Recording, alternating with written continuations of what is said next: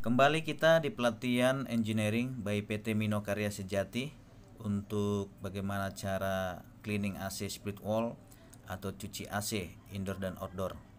Kemudian kita ada nanti untuk mengecek RSC pada kompresor dan cara memasang dengan kapasitor, serta bagaimana cara ngelas pipa AC dengan baik. Ini outdoor setengah PK kita cuci ya. Ini menggunakan jet cleaner, bebas merek apa saja, yang penting tekanannya jangan lebih dari 60 bar supaya tidak merusak sirip-sirip yang ada pada outdoor ataupun indoor. Ya, kita bisa setting pada jet cleanernya ya untuk supaya spray ya, jangan tajam. Ya, kita cuci outdoor. Kemudian posisi jet cleaner itu setelah kita pastikan dia tembakannya sprayer ya, baru kita berikan ke sirip, dan kita pada sirip itu harus rata ya. Kemudian ini kita membuka indoor pada AC Panasonic ya, indoornya kita buka. Cara bukanya itu posisi dari atas ya. Setelah kita buka murbautnya semuanya sama filternya, pertama cover atas dulu kita naikin, filternya kita lepas dua kiri kanan, kemudian murnya dilepas, baru kita angkat lepas dari atas ya, nariknya dari atas. Nah, melepaskannya seperti itu. Jadi setelah kita lepas, kita akan mencuci bagian evaporator ya. Tapi kita harus memberikan plastik di bawahnya dan juga plastik untuk indoor ya, untuk PCB-nya supaya jangan kena air. Ini kadang-kadang kita tidak tahu bahwa ketika kita mengadakan cleaning, kalau kita tidak tutup pakai plastik PCB indoor, bisa nanti mengenai PCB indoor dan menjadi error. Jadi perlu kita tutup pakai plastik.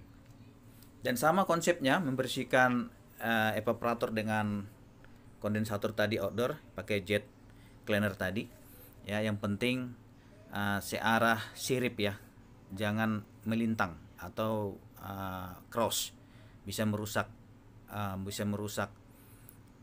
sirip dari AC itu sendiri untuk evaporator dan kondensator. Jadi semua engineering harus bisa menggunakan jet cleaner untuk cleaning AC split wall ya. Jadi ini jet cleanernya yang 60 bar tadi saya ingatin ya, bahwa untuk cleaning AC kita juga harus menggunakan tangga. Kemudian kita lihat bahwa sectionnya itu harus pakai filter ya, supaya air yang masuk ke cucian kita itu bersih ya. Ini jet cleaner mereknya apa saja bebas kita gunakan, merek apa saja, yang penting tekanannya tadi saya ingatin jangan sampai melebihi dari 60 bar. Kalau biasanya lebih dari 60 bar sampai 100-an itu jet cleaner untuk cooling tower. Kita juga pernah merawat cooling tower ya. Ada 4 cooling tower kita merawat, banyak banget kerak-keraknya karena sistem kimikalnya gagal. Ya, sebelum kita tes ke indoor, jadi kita tembak dulu biar airnya jangan sampai tajam merusak sirip. Kita kasih spread dulu ya. Ini kemungkinan dia nggak keluar karena memang daya isap apanya itu agak nggak masuk airnya, jadi harus dipancing dulu. Nah setelah itu baru spare, baru nanti ditembak ya. Kemudian kita di sini diskusi ya, saya kasih soal kepada anak-anak setelah saya training bagaimana menentukan RSC ya pada kompresor dengan teori yang sudah saya ajarin, dan saya kasih soal. Mereka harus menentukan RSC mana tanpa melihat nameplate ya, harus bisa menentukan RSC pada kompresor supaya nanti sudah ditentukan kita gampang memasang kapasitornya ya. Seperti yang sudah saya ajarin bagaimana cara menentukan RSC pada kompresor jika nameplate RSC-nya tidak ada di kompresor. Dan kita sebagai engineering harus mengerti sistem elektrikal pada kompresor di outdoor supaya ada trouble kita bisa menyelesaikan masalah elektrikal yang ada di outdoor ya. Yang penting di situ kita memahami RSC ya, running, starting, dan common. Jadi biasanya common itu dapat power, dan R itu ke netral. Jangan terbalik dengan S. Kalau terbalik dengan S ke netral, itu nanti yang isap jadi tekan, yang tekan jadi isap. Jadi harus tetap di kapasitor itu R itu ke netral, S kapasitor itu sendiri ya. Kemudian kita lihat anak-anak sudah mengukur bagaimana caranya. Jadi kita tentukan dulu nilai, intinya kalau nilai terbesar itu adalah RS. Nah, itu ada tulisannya RS, nilai terbesar. Nilai yang menengah itu CR atau RC, dan paling kecil adalah CS atau SC. Ya, kita tentukan berapa nilainya, kita ukur. Misalkan di sini ukurannya 16 tadi ya, 16. Kemudian kita ganti lagi nanti ukurannya sana, ukurannya di bawah 16. Contoh kita anggap nilainya 10. Nah, itu ada ampermeter itu di alat meteran kita 10. Nah, kemudian yang tadi kita ganti lagi 5. Berarti ada 16, 10, 5. Berarti yang 16 itu adalah RS ya, yang paling besar. Kalau udah kaki itu adalah RS, berarti temannya pasti C, common. Nah, kita cari menentukan di mana R, mana S-nya. Ya, kita cari dengan menentukan yang tengah, yang paling di tengah, angkanya paling di bawahnya paling tinggi ya, bukan paling rendah tapi di tengahnya. Nah, kalau kita dapat dia 10, berarti itu common.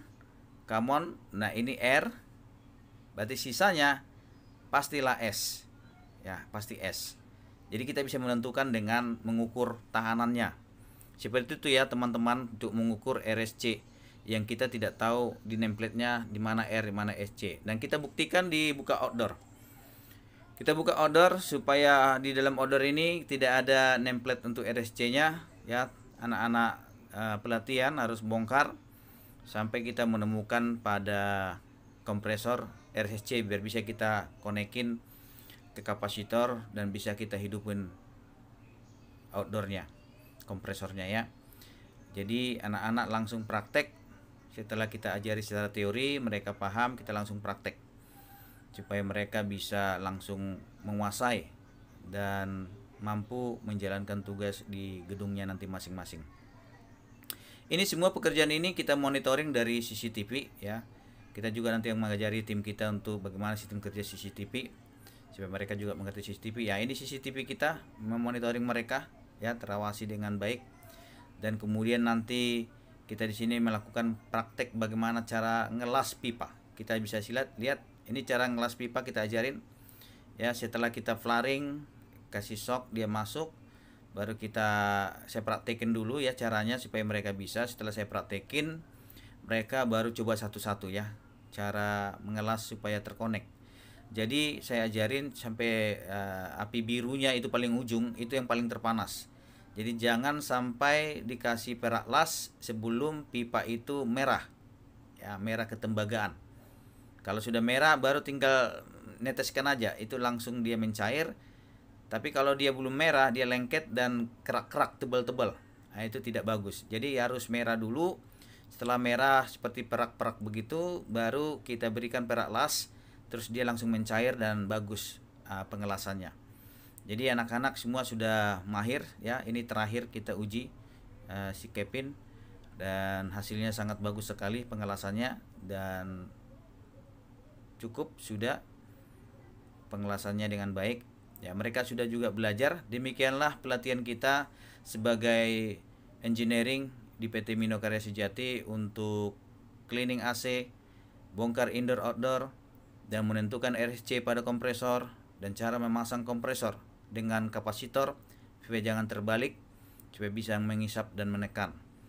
Dan berikutnya adalah pelatihan-pelatihan kita yang sudah saya berikan kepada anak-anak yang baru lulus sekolah.